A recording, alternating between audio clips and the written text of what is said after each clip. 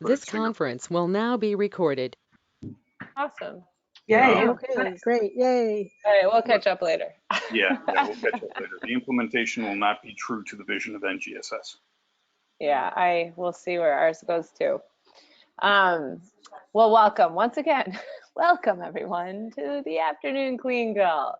My name is Krista Poppleton. I'm the Director of Programs at Climate Generation, and I will be your host this afternoon. I would love to hear if anyone has any announcements this afternoon before we get things going. Okay, this is Tamara. I wanted to let everybody know that Clean has won another award. I'm going to put the link to it just in the chat right now. It's from the Golden Foundation for Excellence in Education. It was a connection that I had and sort of nurtured over a number of actually a couple of years, but most recently over the last couple of months. Anyway, it's the biggest benefit. It's a very small foundation, but the biggest benefit to Clean is that it provides us access. This is actually excellence in education as a whole, not just science education. And they have connection and advertise these awards to 85 school districts around the country. So provides us another outreach avenue. So I wanted to let everybody know. That's terrific. Congratulations. Thank you. Great. Cool. Anyone else have an announcement? I'll note that the teacher-friendly guide to climate change has now been shipped completely, I think, to 9 or 10 states. We shipped to Nevada Wonderful. yesterday. Every public high school, that is. On where is the funding still coming in, or is it kind of? The funding is still coming in. We'd like it to come in faster, but it is. We're in our second year of the campaign. The first year, the goal for the first year was to ship to every school, every public high school in the Northeast. We raised enough money to do that, though some of it was with strings attached to go to states outside of the Northeast. So we reached our financial goal, but not our geographic goal for year one. Now for year two, we're working to complete that geographic goal for year one, as well as the second geographic goal, which is every coastal state. And I think we're going to make it. Much of the money has come from individual donors, small donors, but more of the total amount has come from large donors saying fund this state or fund that state, which is awesome. Fantastic. Thank you, Tom. Cool. But we'd always like more. I'll put the fundraising thing in the chat. Cool. Anyone else have any announcements? Jim here. I might as well do a quick one of next week on the 12th is the deadline for people submitting who want to be part of the AAAS, American Association of Advancement of Science conference, the Family Science Days, the part where it's announced all over the Washington, D.C. area that there'll be science, and we'll be there doing things on climate change. We'd love to have anyone else want to join us, and we'll put in the good word. And we've worked with AAAS for well over 10 years. It's like 12 years now. It's just a fantastic opportunity, and we get front page coverage. You know, every time we've done it, they put our booth on the front page of the local newspapers and things. So climate change gets a real good exposure with AAAS. And then you're working with this wonderful science organization. So anyone interested, we're glad to hook you up for them. Awesome. Any others?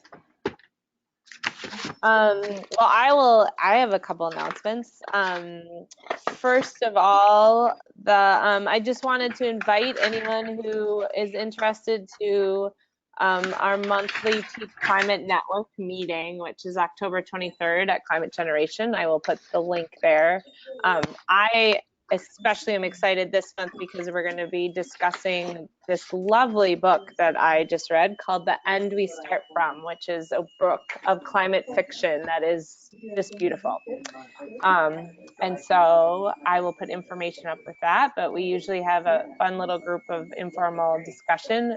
And I hear Wendy's voice. Wendy oftentimes joins us. Yeah, the timing Yeah. hasn't worked, but I'm into it.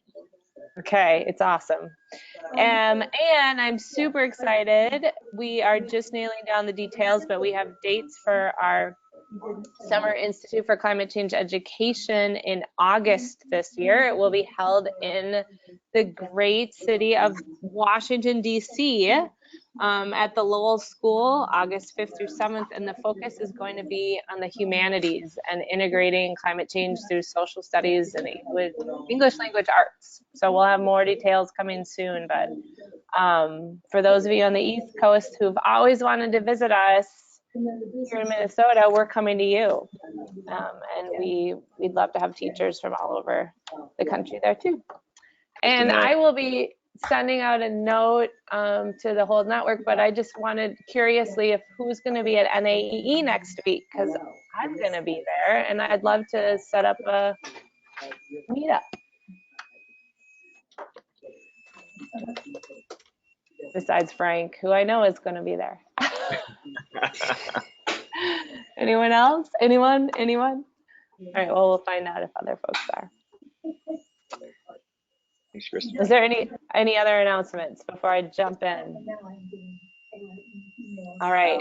Well, I'm really excited for today's presentation. I helped our state write its statement on teaching climate change to our Minnesota Science Teachers Association. So I was really excited when the national organization brought forward theirs.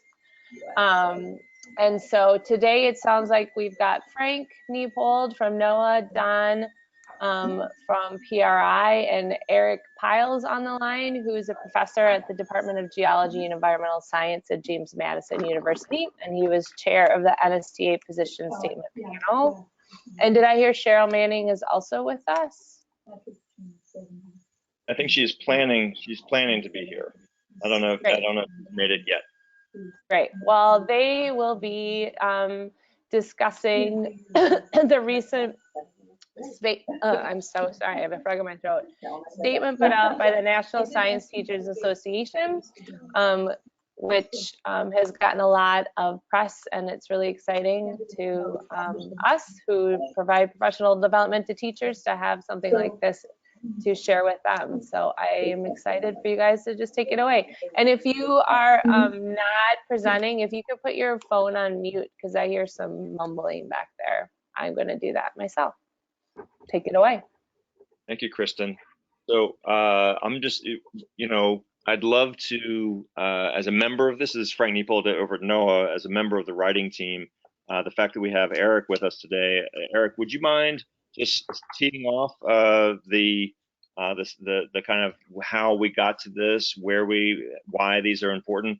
We kind of organically put together some slides here, so this is more discussion with different members of the meeting, and then we can open it up. But and I put the link to it. I imagine everyone knows exactly where this is, but just for full transparency there. But I just wanted to make sure that we had that possibility. So here's the where it is on NSTA, just a screenshot. But Eric, would you mind teeing us up, and if you want me to move a slide? Sure. Yeah.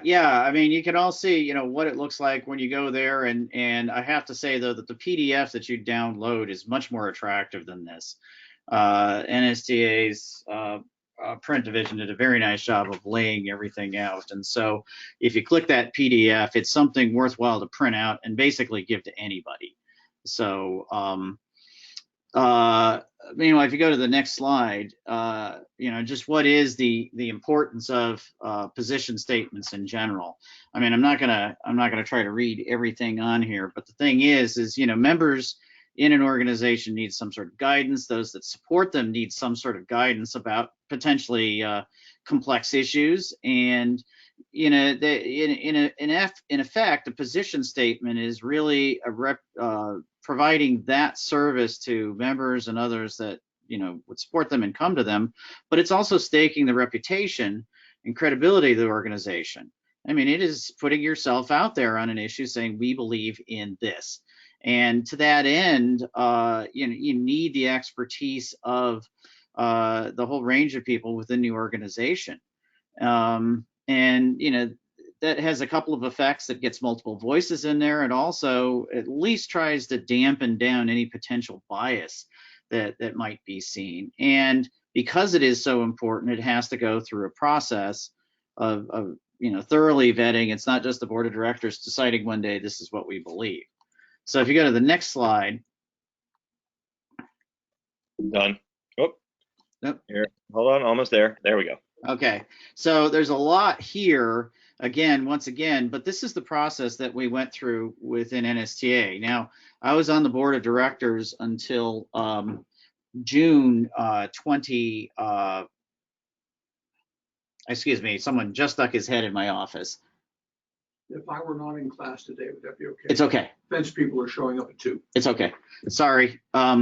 So I was on the board of directors until the end of May 2017. And so this came up in the February board meeting. We had this long list of position statements that needed revisions, things that needed to be added and whatnot. And what was interesting is NSTA had resources for teaching climate science and climate change, but no position statement on it. And so by March of 2017, it came up in our board of directors call, our meeting.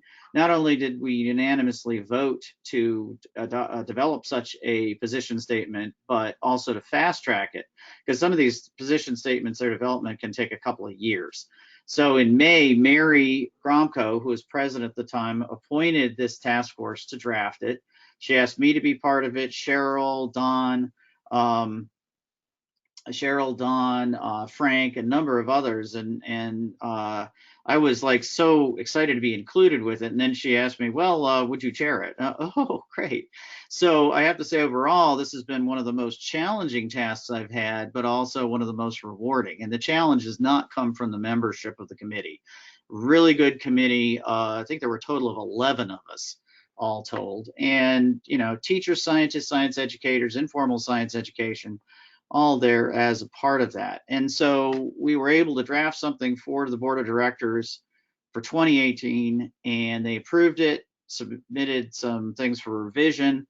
It was actually an unusual step, is sending this out for an external scientific review, knowing full well that this was about the teaching of climate science rather than about climate science per se. And that feedback was incorporated into what became essentially the final draft. The board approved it.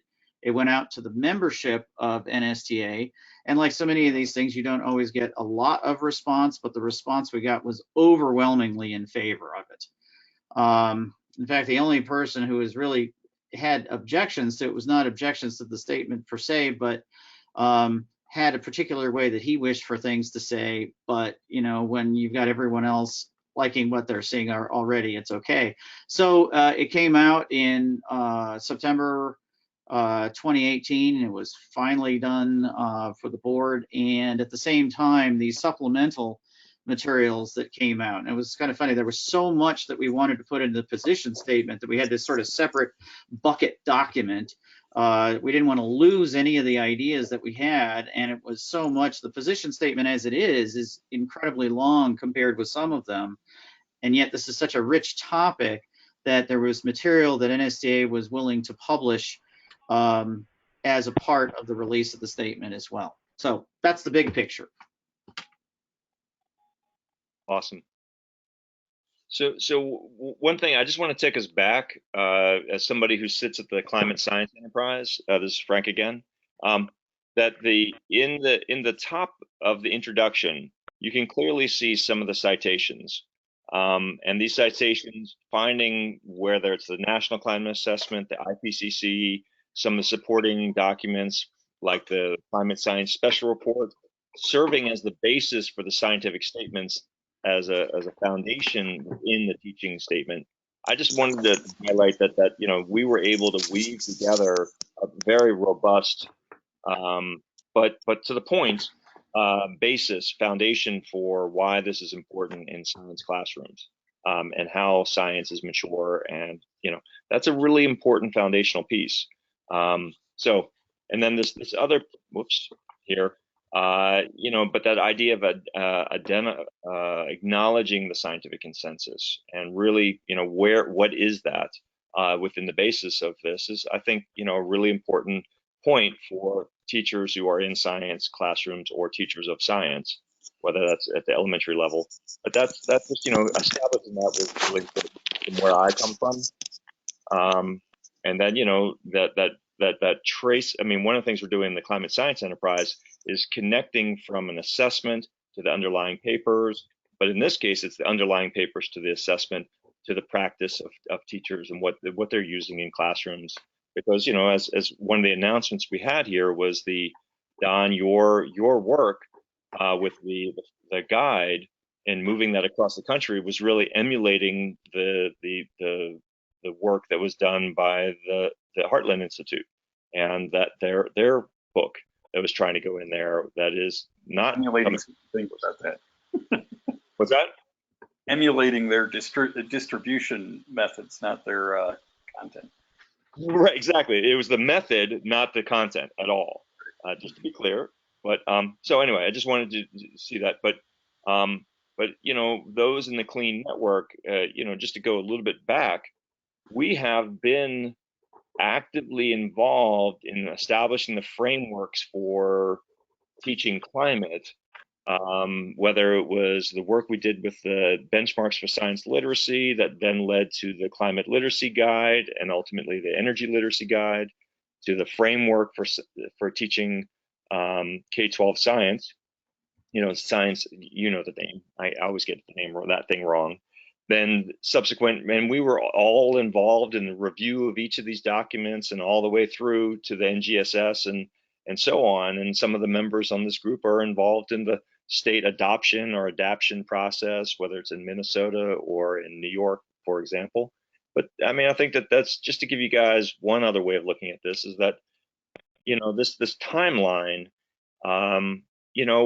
where we are now is that we've gone through a lot of steps to get to 2018, really a decade of work that this position statement is codifying and reinforcing, which I think, that's a good decade's work. But I do want to, there is a direct line from, the Atlas work all the way through to the statement.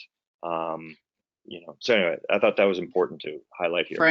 Frank, if I could add one little qualifier then too, in that timeline and the discussion of the framework,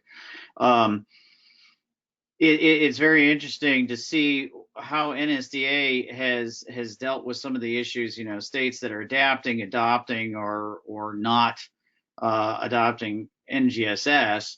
And there was a lot of pushback at one of the summer Congress meetings. The NSTA was putting so much out that was so overtly NGSS that some of the state organizations felt that they couldn't promote that because their state was hostile to NGSS. And so, the idea is, if we're using the framework for K-12 science education, which, is the support, the expand, the big ideas behind what's in NGSS, that's a product of the National Research Council, and that's a lot harder to argue against. A lot of people want to put NGSS in the same bed with Common Core and then find it very easy to reject it out of hand, but it's a lot harder to reject the framework out of hand like that. Eric, that is a really important point, and you'll notice I didn't put NGSS in the timeline, partly because I sit at a national perspective, as opposed to a NGSS or not, and I completely concur with that. So I don't know, Eric, do you want to? Or Don or anyone, the declarations part, if you haven't seen what they are, do you want to just walk us through the whole concept of declarations, because they're really interesting. Well, sure. I'll talk and then I'll have to go. I've got a class to teach in a little bit, but Don, I'm sure you can hold the end up too. But the declarations, we've got introductory material which, the introductory statements at the top, which I felt, were really well put together, great contributions from everybody on from a very strong committee. But the declarations themselves are set up as, okay, where does the rubber meet the road? How do you actually do these things? And, how do you live out the vision that is part of that introduction? And so, this is primarily for science teachers up front. That's who the declarations are. And they're written in such a way that a teacher can say, oh, okay, this works, or I can do this and it justifies what I'm already doing. Or, gosh, I had never thought about that, and that's what I need for my professional development. So it starts with teachers, but it doesn't end there. The idea is teachers are existing within a complete ecology of instruction, of schooling for children. And so there are specific declarations set out for their administrators, for local school boards and policymakers, for state level policymakers, higher education faculty that would be preparing teachers or providing that professional development, or even just teaching general education science classes where these topics come up. And then there's also some declarations for parents, as well as the media, and a couple of other things that have been part of discussing this position statement. People within the media said, wow, thank you, this really helps us. You spoke to us. And so these declarations are all designed to speak to particular audiences that all have some role, whether direct or more indirect, in teaching climate science. Thank you. I'll turn it over to Don. Okay. Yeah, and I'll just pick up on, highlight what a couple of those declarations are. There are quite a few more than the 4 listed on the slide, but 4 listed on the slide are in front of us. So use evidence-based science, including climate change, human impacts on natural systems, and excuse me, as recommended by the framework.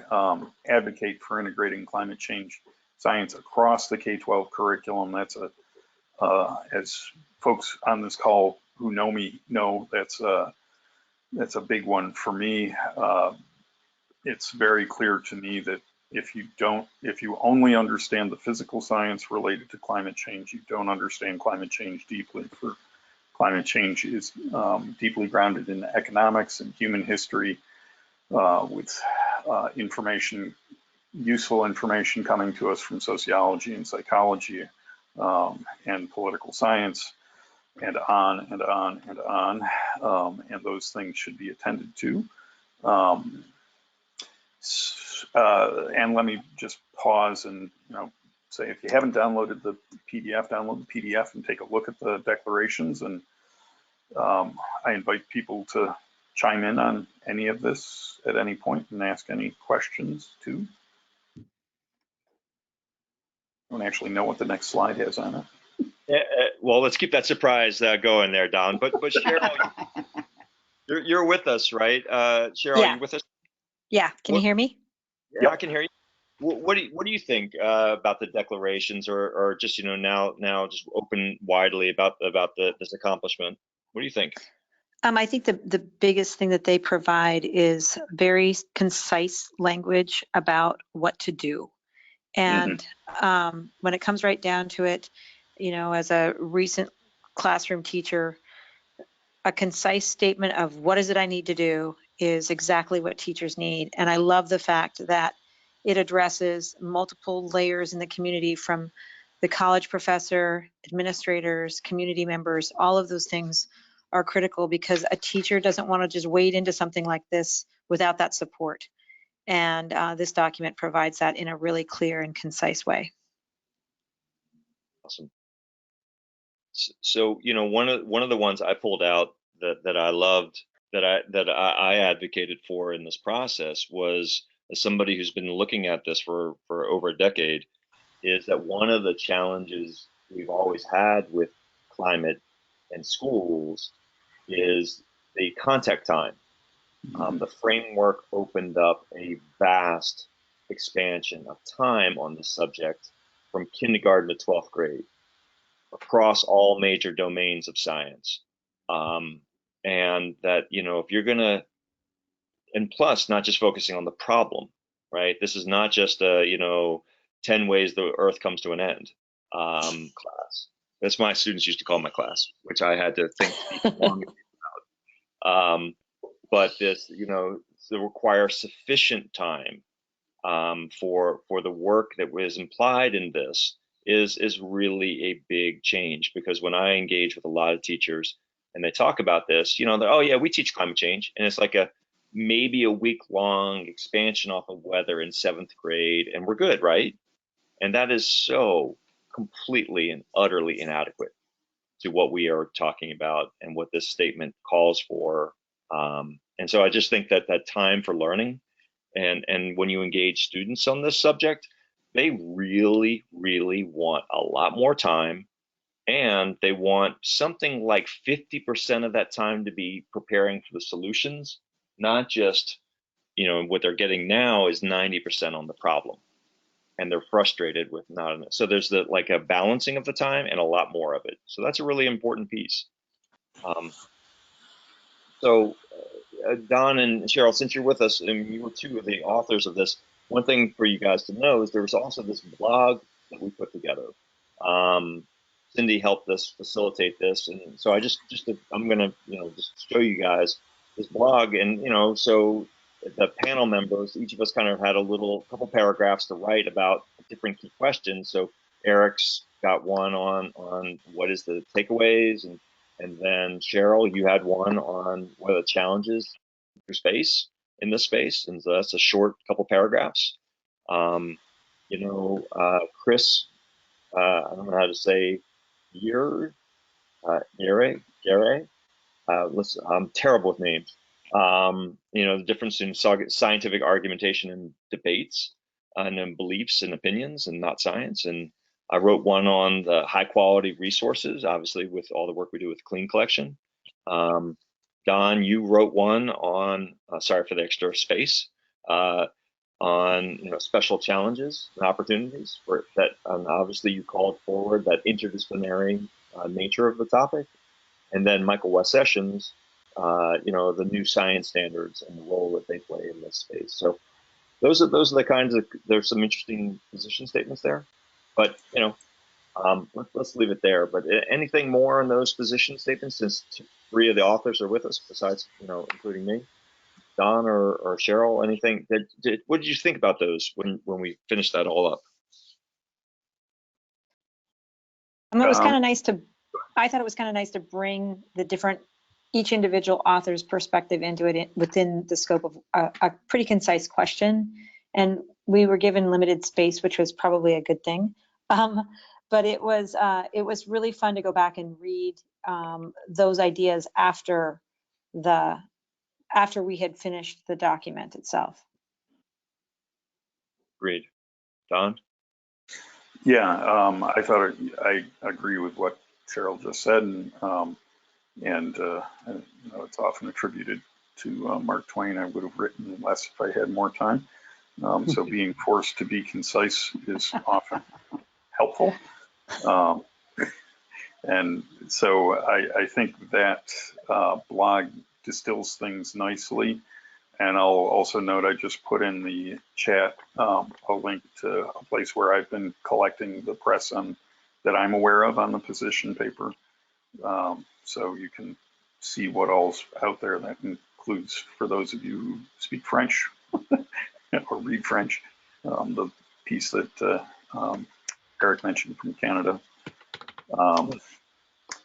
And I don't know, I'd love to hear more questions and such from others on the call.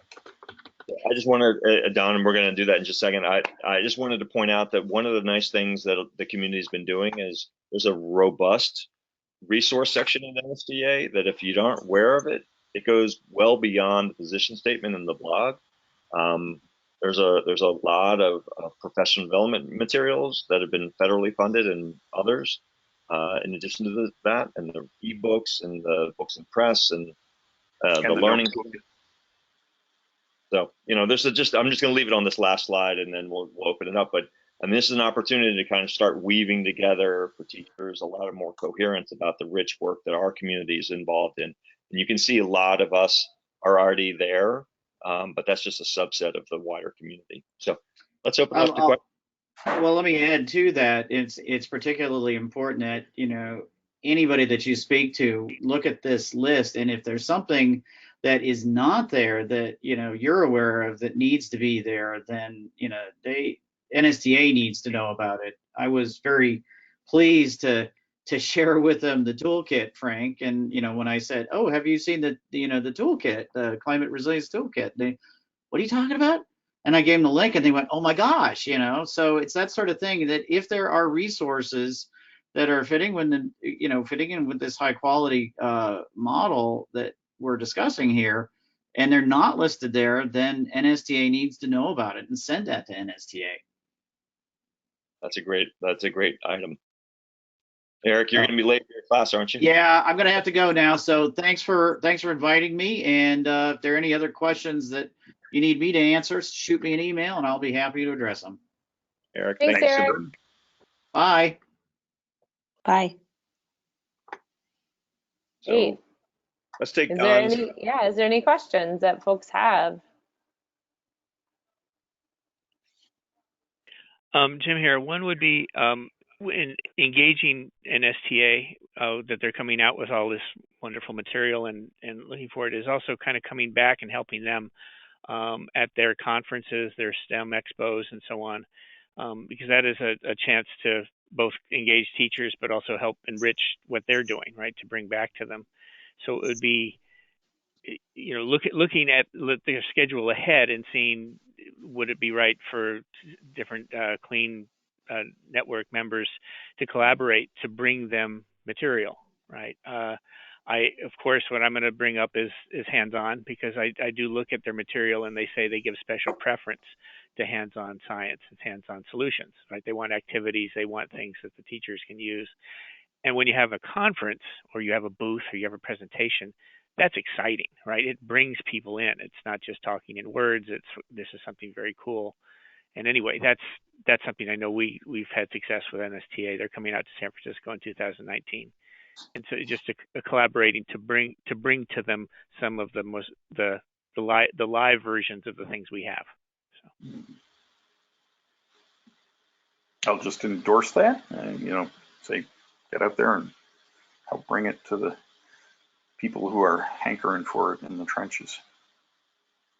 So one thing that our community could do, if you're interested, getting into the schedule of, say, the upcoming NSTA national meeting, I can't remember where it is this year, in April, March, is St. Louis. St. Louis. Yeah.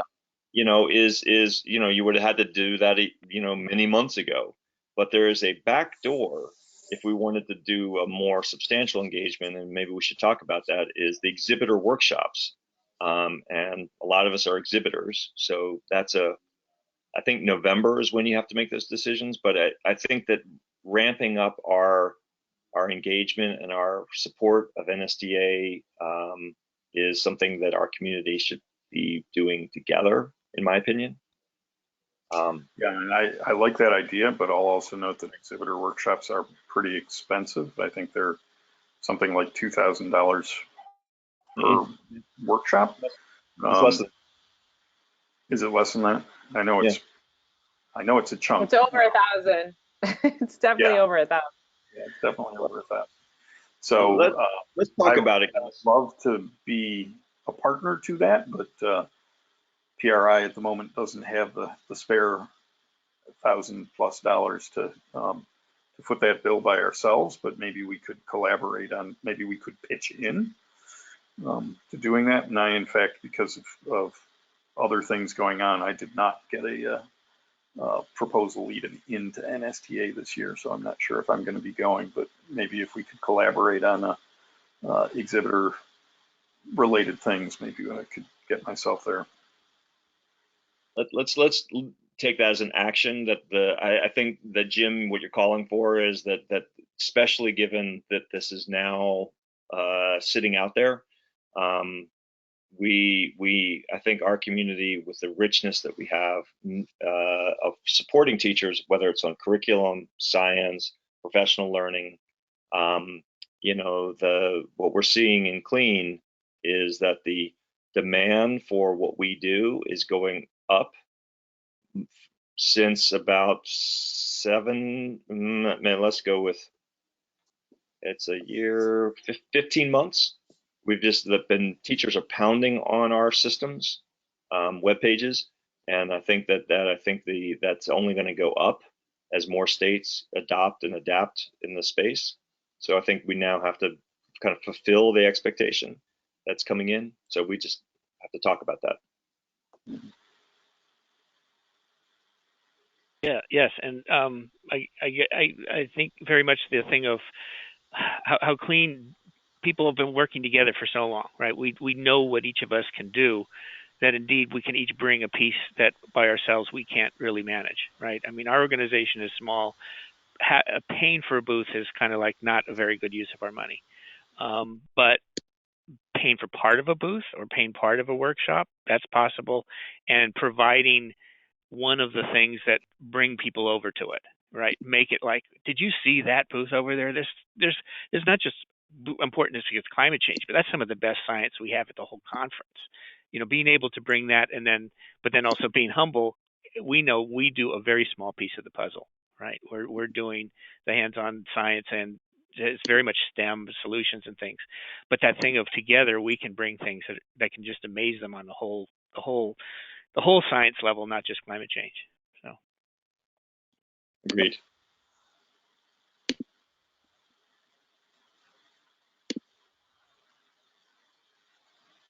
Other questions?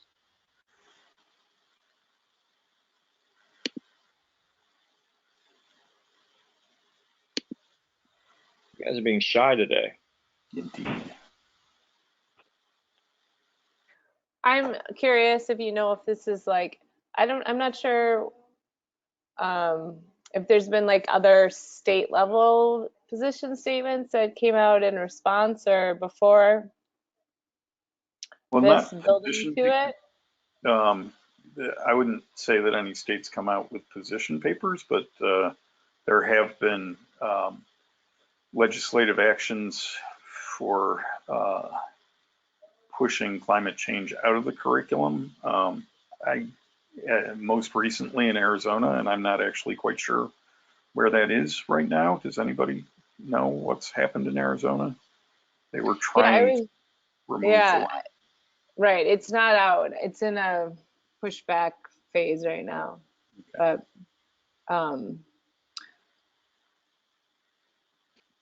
yeah, and I'll note that they tried to do that in Idaho and were shut down pretty effectively by students, high school students organizing to push for accurate science and the science standards. And I was interviewed for a podcast with a couple of those students, and it was awesome. I'll put the kids were phenomenal. I'll put the link in the chat in just a moment. Would it be fair, Jim, here, would it be fair to say is we as a network are also quite good on having multi-tracks? On the one hand, in areas where there isn't the pushback and the state is asking for help, California or Massachusetts or New York or, ones that were very positive, we've got some really great material. We're ready to go. And then when there's places where it's the pushback, we have NSTA, right? The National Center for Science Education, and many organizations. And sorry, Kristen, I should have put you at the top of the list of ready to go in states where people are receptive. But, it's also how to help along in the cities, in the states where there's a lot of pushback and things are tough. We can approach it that way. We're not all ready to go. Yeah. But I mean, I think it's the one of having an answer. We're ready for both and then in between modes, right? We're not going to wait in the states and the areas where people are really ready to go. and want to deal with solutions. They're moving. They want the science, but they want the solutions too. But yes, we have another track for where the battles are tougher to even get going. And be straight out there with people. Be ready for that. But Jim, you remind me of a conversation, Kristen, you and I facilitated back related to your 10-year event, where we had a group of your ambassador leader teachers in a discussion. Remember that, Kristen? Yeah. Yep. And one of the strongest these are teachers who are in various kinds of classrooms, different focuses, different levels, all really cutting the path forward on how to teach climate change. And one of the clear things they said was, if the amount of other teachers that need to do this is all teachers, but it's really hard when you're the only one, and that the challenge is not the teachers, the challenge is the ecosystem the teachers are working in. And so I'm reflecting back on what Eric said about the declarations and all the types of focuses. It wasn't just teachers, it was the whole ecosystem. But I think that we have to appreciate that if we really want this to go wide, it has to be a full focus around the teachers and with the teachers, not just the teachers, if that makes sense. Yeah, Cheryl. well, I really appreciate the declarations part of this statement. In particular, I mean, similar to Don, the one about interdisciplinary, but I like the wording of these declarations just in that they are asking teachers, they use the word advocate, don't they, in there? To be advocates of taking it. So they're asking teachers to step up and do advocating to teach this across the curriculum, which I think is a really cool thing. And also not something I would want to see buried. Like, these declarations are in and of themselves sort of should be embedded in a professional development program, or should be embedded in a work with teachers. And when you're thinking about what are you teaching teachers who are going to teach climate change, you're not just giving them content. Like, these declarations to me seem like essential components of that as well. I really like them. I think they're well done. Good job. Thank you. Thanks. Thank you. Cheryl, given what I just said, what do you think about that? I mean, that it can't just be focused on the teachers if we're really going to get a broad response of what the potential is. It can't be the teachers doing this alone. It's just not. What do you feel? Well, that's right? Yeah, so I would say the most effective things I've ever done have been cross-curricular. So the most effective lessons, the most effective projects have been things that are either across the grade with all the teachers involved in it. They're a deep dive, and math is involved, social sciences are involved, English, the arts are involved, and that's been the most. Those have been the most powerful learning opportunities for students, the things that kids come back 20 years later and talk about. That being said, you have to have your administration on board. You cannot get those cross-curricular components together if the administration isn't willing to allow you to be a professional. If the parents are like, well, what are you doing reading science in an English class? Well, you're reading, first of all. But people don't understand the interconnections between the social sciences and this to any degree, and when you can get everybody on board. So last year, at the very end of the year, the social studies teachers, the English teachers, the art teachers, and I wasn't able to get the math teachers on board, but we were able to get many of the other teachers on board in the 9th grade team to do a project on climate science and climate change, and it was a solutions-based project, and I still have kids writing to me and saying, hey, I don't have access to my document anymore. Do you have access? Can you get that to me? I want to use it in my biology class. And so they're referencing their own work just like a real scientist would, which is pretty profoundly powerful in terms of what they've learned and how they're carrying it forward in their thinking. The other piece of it, I think, is when you provide these declarations to community members, whether it's informal educators, businesses, or parents, it provides a defense for teachers who want to get out there and do this, even though it may seem a little scary. And that's, I think, one of the biggest components that we can be, that we're really, really supporting sort of the backbone structure that supports teachers. Mm-hmm. Thank you, Cheryl. That's a really important point. Frank, Jim here, is one of the things maybe inside your question too, of there's working with the administrators, the school boards even, is there the thing of the support, the many ways in which we can support teachers, where we are providing curriculum, we are providing things that they can use and support. We also have our specialists. We also have our museums. We have our informal educators, in the sense that people say, can you come to our school, or can our school go to you? Where that brings the principal on board, because then your programming has, or the smorgasbord that you have to work with. This is just great for our school, right? The students love it. The teachers love it. The parents love it. Again, it's not just that it's important because it's climate change, but you really have some marvelous material that help the teachers, because it's so hard for K-12 teachers to make things really exciting and fun. They don't have the resources, but when we work with them, you can provide the exciting day, the labs and the other things, and the many things that we have, or the assemblies, and that really engages the students, where I can come in with maybe some of the tools that I have, including the art students, the teachers, and everything. Is that thing of, again, knowing that teachers are under a tremendous amount of limitations, but they should be supported with other people we have. Jim, I'm looking through all the buckets of declarations in here, and you're spot on. I think that we missed the mark.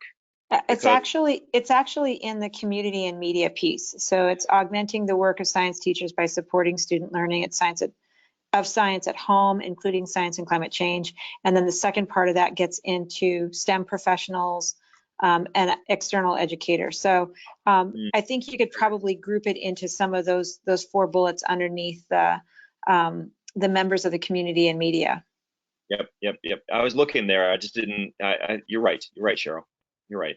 I think it could be more explicit, because I know realize that informal education institutions and NGOs play a key role in supporting teachers and educators and students in a way that is not appreciated as explicitly as I think is true. And I think we could have been more explicit here, but it's there, but it's just not as strong as I'd like to see it. But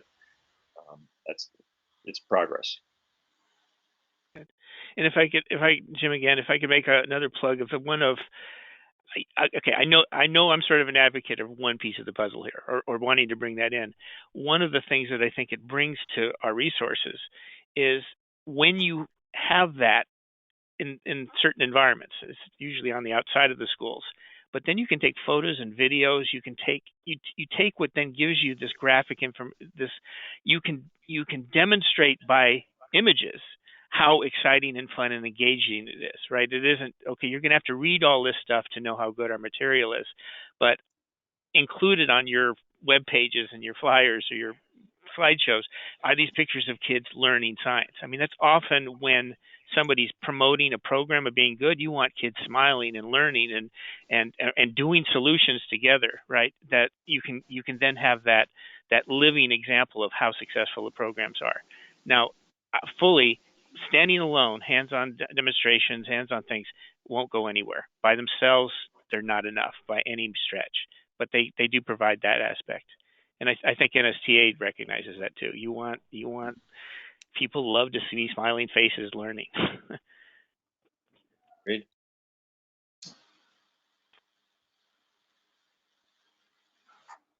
Is there any other thoughts or questions that people have thinking about this?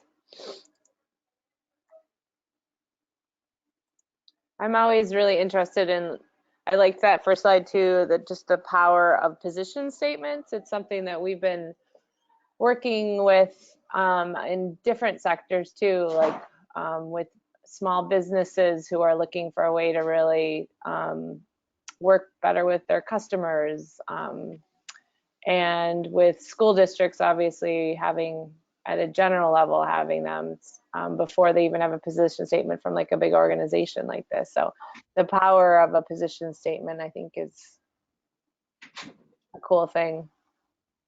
Yeah, this is Wendy. It's interesting because I just came out of the AMS council meeting last week where the society as a whole is wrestling with how important the statements of the society are to how we define what matters. And this is so parallel and so important to justifying so much of what we're doing and what we hope to empower teachers to do.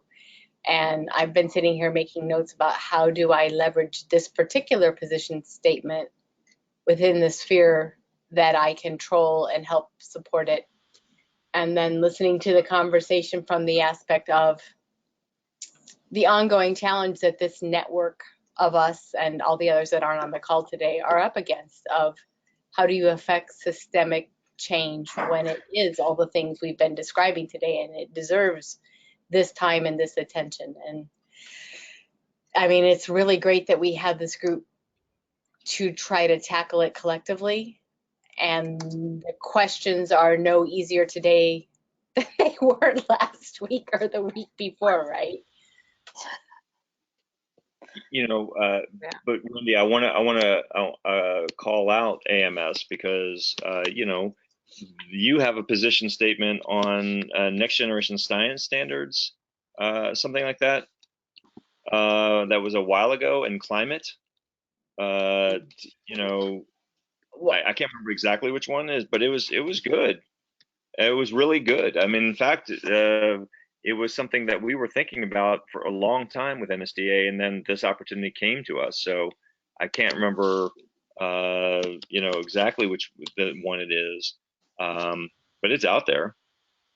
I'm trying to find it as we speak, but I don't know was which one you're good. referencing. I'd be surprised if, but there are several on statements on education and on climate, and that was part of what we were discussing, was that we're working really hard as a society to update the AMS's statement on climate science, and it's like the definitive thing. And even when we release our draft for community comment, we are extremely worried that it will be leaked and picked up. So even though we want to release a draft so we can work on it with our community, the draft has to be so close to what we believe, because we believe it'll be picked up in the world and used in ways that aren't advantageous. It's tricky business. I got you. But they're I can remember, it's AMS position letters, right? Well, there are numerous kinds. There's informational statements, there's policy statements, and they all have very distinct meanings. So I'd be really interested to know which one you're thinking of, Frank, sometime offline. I'll find it for you. I just can't remember where it's a morass, but I It know is a morass. I can get you to the right page as a start if that would help. that would help. I remember. Okay. I remember. It was great. I mean, just so we're all clear, clean members of the clean group years ago started really thinking that a position statement like this would be really important to helping move the field forward strategically. But and we looked at a group of them, and AMS's statement was definitely one of the ones that was very close to what we were hoping for. Now we had no say in the fact that this one came out. We were just enlisted, but we came back to some of that language. That, I mean, I know Cheryl, you were part of that conversation. Don, I know you were, and this is years ago. Yeah. So, you know, this is coming full circle. I have another question. What can we do to get this out even more? I know NSTA does a lot of promotion, but maybe, you know, one of the things that came to mind when I was thinking about this is that the K-12 session at AGU, maybe we can ask the conveners to briefly talk about it or even have copies in the room. What else can we do to get this out, the statement and this important work? Well, share it in whatever venue you can share it. And social media is easy in a click away. I am intending. I talked with Justin Samuel with GSA about writing a blog about it before the meeting. So hopefully, I'll manage to find the time to make that happen. But if you've got venues like that, blogs and workshops and what have you. Just shout it from the mountaintop wherever you can. Don, we should maybe bring some to GSA to our session about climate literacy. Yep. I'm also thinking about the other levels of the education system across the country, whether it's the states who are the state chapters of the NSTA who are working at the state level, whether or not they could adopt, explore, adapt these in the context of their work, or major school districts, or some of the declarations kind of give a path to who else needs to be at a system level going this way. Unfortunately, the New York, the Science Teachers Association in New York State is meeting the same time as GSA this year. But they can and should, repeat the good work we've done here, I think, and get that out. And I know folks in the organization who can help with that, so I should do that. Yeah, I wish ours had come out. I wish this had come out before. I'm excited that Minnesota wanted to get one out, and I saw the need just with us doing our science standards right now, so I'm glad that we did it, but I wish that the national one had been out before it, because ours is sort of piddly and weak in comparison. I think we can add it as an addendum or something, but to have our state level and then this national level one will be instrumental now as we move forward, figuring out what is in our standards, because we aren't at the what is in them yet. We're at the what is going to be our framework for them point right now. Yeah. Unfortunately, I've noticed that 2 o'clock snuck right up on us, and I have another meeting. Oh no, it's 2 o'clock or 1 o'clock here where I am. Yeah. Is there any parting? If I could say one thing quickly, Jim, here, that Frank, I think you're also right on the state level. The California Science Teachers Association, I think so many of the teachers in schools probably are more tuned into CSTA, California, than perhaps they are with NSTA. So I mean, that's not a negative. There's even more. You're right. There's even more kind of places to making the connections. So. Yep. I would encourage everybody to send it to your legislators and your senators if you can, because I think it's something that they should be aware of. Cheryl? Did you hear me? I did. Yeah. Oh, okay. Sorry. Clear, Cheryl. Oh, okay. Yeah, that's awesome. Thanks, everyone. Yeah, thanks. Thank you. Gotta go. Great week. All right.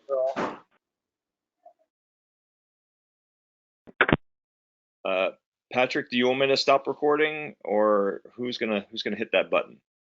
That'd be great, Frank, if you could. All right. Let's see if it does not want to.